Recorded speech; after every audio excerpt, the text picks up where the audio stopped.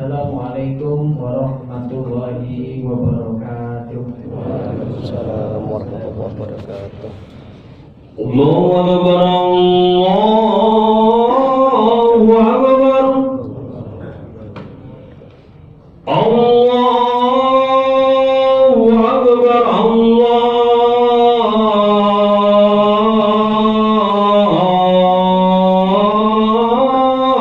Akbar. Asyhadu an la ilaha illallah.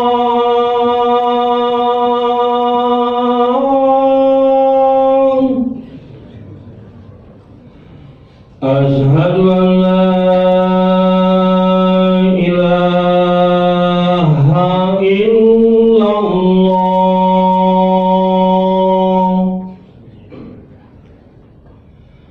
Asyhadu anna Muhammadar Rasulullah.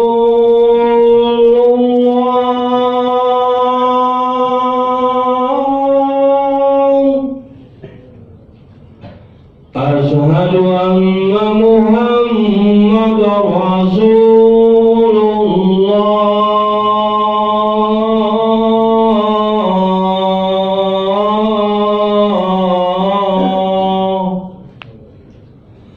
Hayya 'alas shalah.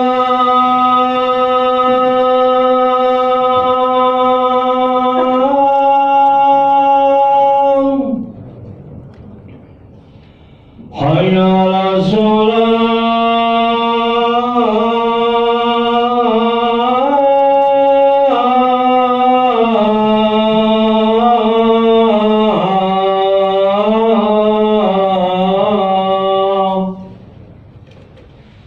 Hayya 'alal falah.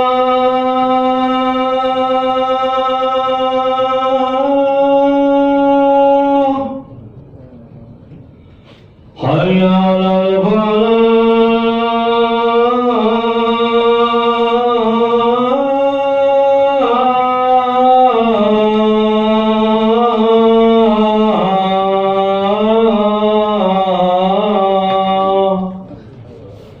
Allahu Akbar, Allahu Akbar. La ilaha illallah.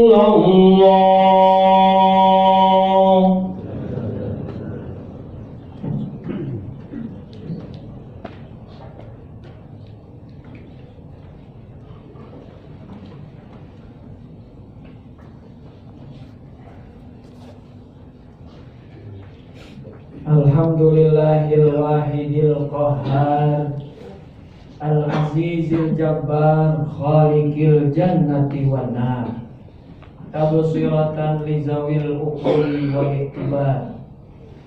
Allahumma shalli wa sallim wa barik ala sayyidina Muhammad an-nabiyil mukhtar wa ala alihi wa ashabihil athhar.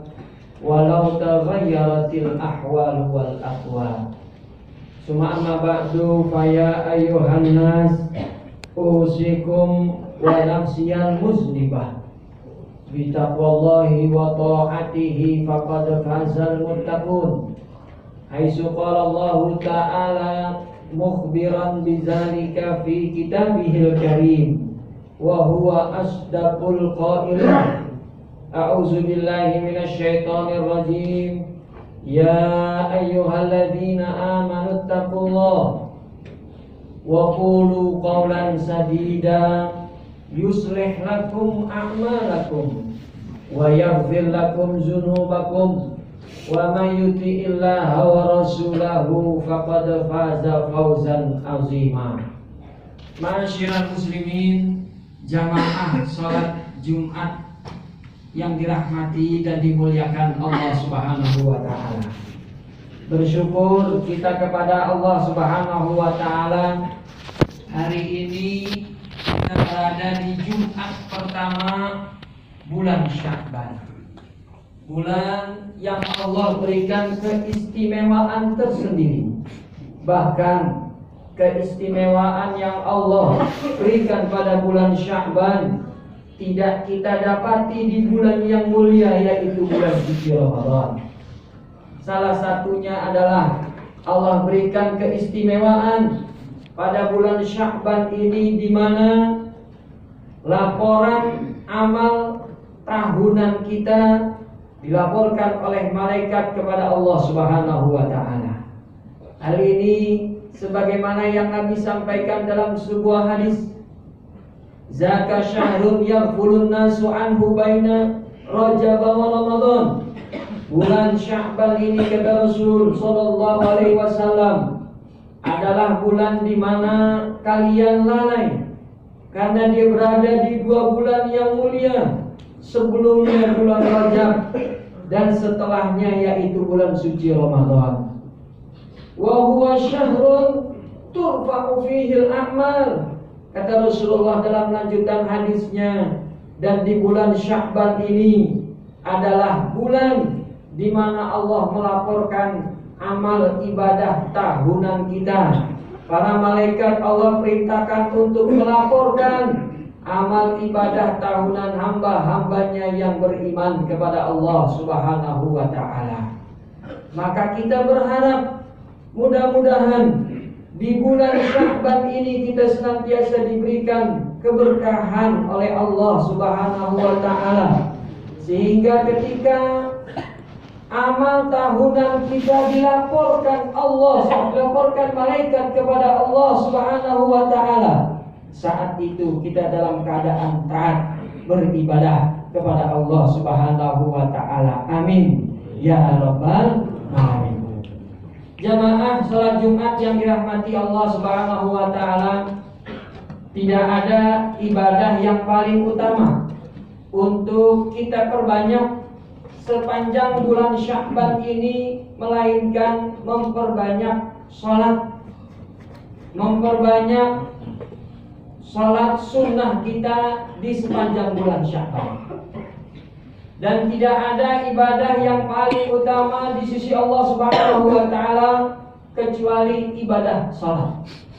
Sebagaimana dalam sebuah hadis, kata Rasulullah sallallahu alaihi wasallam ketika ditanya, ya Rasulullah, ayul amali afdal, apa amal ibadah yang paling utama di sisi Allah Subhanahu wa ta'ala? Nabi menjawab, as-shalah. Dialah ibadah pertama yang Allah syariatkan kepada umat Islam. Ketika Allah turunkan firman-Nya surat Al-Muzammil, tidak lama setelah turun wahyu yang pertama surat Al-Alaq, Allah turunkan firman-Nya surat Al-Muzammil, ya ayyuhal muzammil qumil laila illa qalila. Ini adalah perintah pertama, syariat pertama yang Allah turunkan buat umat Islam, yaitu perintah untuk melaksanakan sholat. Saat itu sholat yang Allah syariatkan hanya 2 rakaat saja, dan dikerjakan di waktu malam sebelum terbit fajar, yang kita kenal dengan sholat qiyamul lail. Ketika peristiwa Isra Mi'raj terjadi, dihapus ayat ini. Syariat ini tidak berlaku lagi. Yang tadinya salat disyariatkan 2 rakaat berubah menjadi 5 waktu. Setelah peristiwa Isra Mi'raj, Allah turunkan firman-Nya yang berbunyi, aqimis shalah liduluki syamsi ila ghasaqil laili wa qur'anal fajr, menjadi 5 waktu dalam 1 hari 1 malam. Begitu Nabi hijrah ke kota Madinah, perintah sholat berubah lagi syariatnya. Yang tadinya setelah peristiwa Isra dan Mi'raj, kiblat sholat umat Islam ke arah Masjidil Aqsa. Begitu Nabi hijrah ke Madinah, perintah sholat berubah. Ayatnya berbunyi, ya ayyuhallazina amanu ruk'u wasjudu wa'budu rabbakum la'allakum tuflihun. Hai orang-orang beriman, sujudlah kalian beramai-ramai, rukuklah kalian bersama-sama, ini adalah ayat terakhir syariat sholat umat Nabi Muhammad setelah hijrah. Nabi diperintahkan Allah Subhanahu wa ta'ala untuk melaksanakan sholat 5 waktu yang tadinya sendiri-sendiri waktu di Mekah. Maka ketika di Madinah syariat sholat sempurna, dikerjakan 5 waktu dalam keadaan berjamaah. Dan berubahlah kiblat umat Islam yang tadinya ke arah Masjidil Aqsa diganti oleh Allah Subhanahu wa ta'ala mengarah ke Masjidil Haram. Dan ini kita laksanakan sampai hari ini dan hingga yaumil qiyamah. Masyaallah muslimin, jamaah Jumat yang dirahmati Allah Subhanahu wa ta'ala, dalam pelaksanaan ibadah salat ini Imam Ibnul Qayyim Al-Jauziyah membagi manusia menjadi 5 tingkatan. Ada yang salatnya berada di level paling bawah, na'udzubillah min zalik, karena dia akan mendapatkan kekecewaan nanti di yaumil qiyamah. Ada yang levelnya paling tinggi, level kelima. Beliau sampaikan 5 tingkatan salat umat Islam ini dalam kitab beliau yang berjudul Al-Wabilus Shayyib fil Kalamit Thayyib. Mudah-mudahan di khutbah Jumat ini menjadi introspeksi buat kita semua. Tanya diri kita, selama ini model sholat kita ada di level mana? Jika berada di level paling bawah, bertaubat dan beristighfarlah, mencoba untuk naik level. Kalau sudah berada di level yang tinggi, maka jaga model sholat kita agar bisa terus istiqomah hingga ajal menjemput kita. Level yang paling bawah, kata beliau, dikenal dengan istilah mu'aqab. Mu'aqab itu artinya orang yang dihukum. Orang sholat, ya dia sholat 5 waktu, tapi dia dihukum, kata beliau. Kenapa dia bisa dihukum? Karena dia melakukan pelanggaran ketika sholat. Di antaranya dalam surat Al-Ma'un Allah berikan kabar kepada kita, ada orang yang sholat dihukum masuk neraka. Wailul lil musallin, neraka wail buat orang yang sholat. Alladzina hum an salatihim sahun, mereka mengerjakan sholat tapi melakukan pelanggaran. Semakin berat pelanggarannya, semakin berat juga hukumannya nanti di yaumil qiyamah. Apa pelanggaran yang dilakukan orang tersebut, ya Allah? Dijelaskan dalam lanjutan ayatnya. Allazina hum yura'un, mereka yang mengerjakan sholat tapi tidak ikhlas mengharap ridha Allah Subhanahu wa ta'ala. Dia ingin dipuji masyarakat rajin ibadah. Itu kesalahan yang berat di mata Allah, karena menduakan Allah Subhanahu wa ta'ala, maka azabnya neraka wail nanti di yaumil qiyamah. Ini level paling buruk. Salat iya 5 waktu dijaga, tapi melakukan pelanggaran. Ada kesalahannya, mungkin wudunya gak sempurna, nanti ada hukumannya di yaumil qiyamah. Ada mungkin yang sholat rukunnya, sunnahnya tidak sempurna, nah nanti juga akan ada hukumannya di yaumil qiyamah. Naik level yang kedua, level muhasab. Orang yang sholat tapi dihisab, ditanya sholatnya nanti di yaumil qiyamah. Makanya ada hadis yang berbunyi awwalu ma yuhasabu alaihil abdu yaumal qiyamati as-shalah. Amal ibadah yang pertama dihisab adalah ibadah sholat. Ini level kedua. Mereka yang sholat dihisab, ditanya dulu sholatnya. Karena ketika dia sholat, kata Imam Ibnul Qayyim, masih terpikirkan urusan-urusan dunia.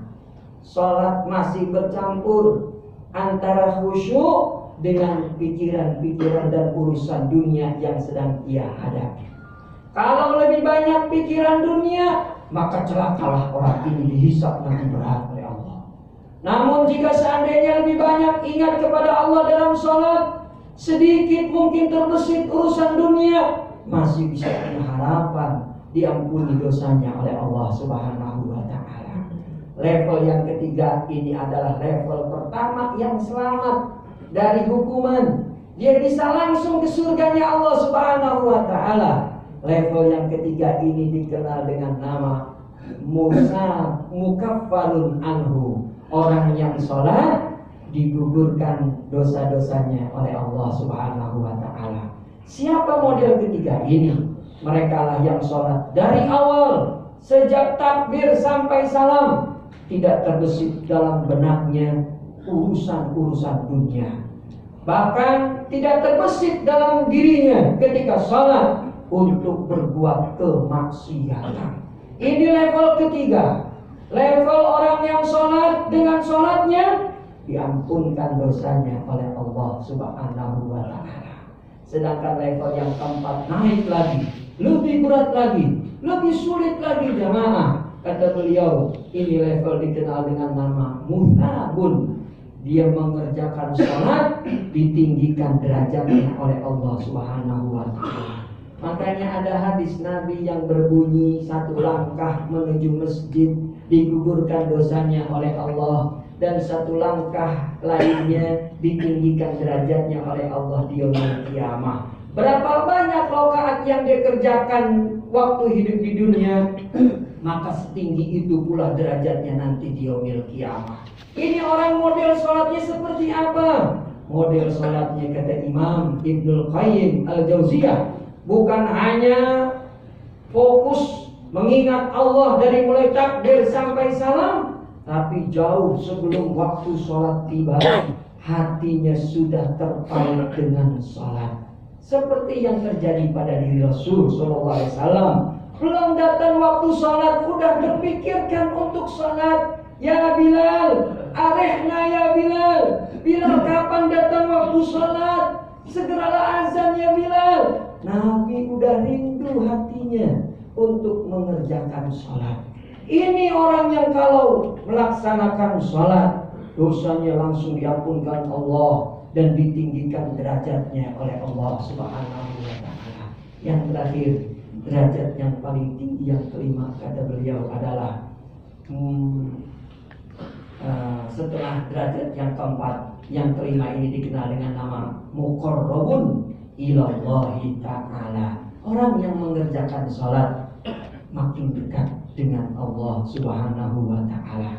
Siapa mereka? Level kelima ini, mereka lah yang setelah melaksanakan sholat tidak mengerjakan kemaksiatan, sebagaimana yang Allah sampaikan dalam Al-Quran, innas sholata tanha anil fahsya wal munkar. Sesungguhnya sholat dapat mencegah pelaku sholat tersebut dari perbuatan keji dan kemaksiatan. Mereka lah yang berada di level kelima, setelah sholat makin dekat dengan Allah Subhanahu wa Ta'ala. Mudah-mudahan ibadah sholat kita di bulan Sya'ban ini kita tingkatkan kualitas ibadah sholat kita, sehingga kita termasuk orang-orang yang beruntung. Amin ya rabbal alamin. Bismillahirrahmanirrahim. Al-asri innal insana lafi khusrin illa allazina amanu wa amilus solihati wa tawassaw bil haqqi wa tawassaw bis sabr. Barakallahu li wa lakum fil Qur'anil azim wa nafa'ani wa iyyakum bima fihi minal ayat wa zikril hakim wa taqabbala minni wa minkum tilawatahu innahu huwal ghafurur rahim.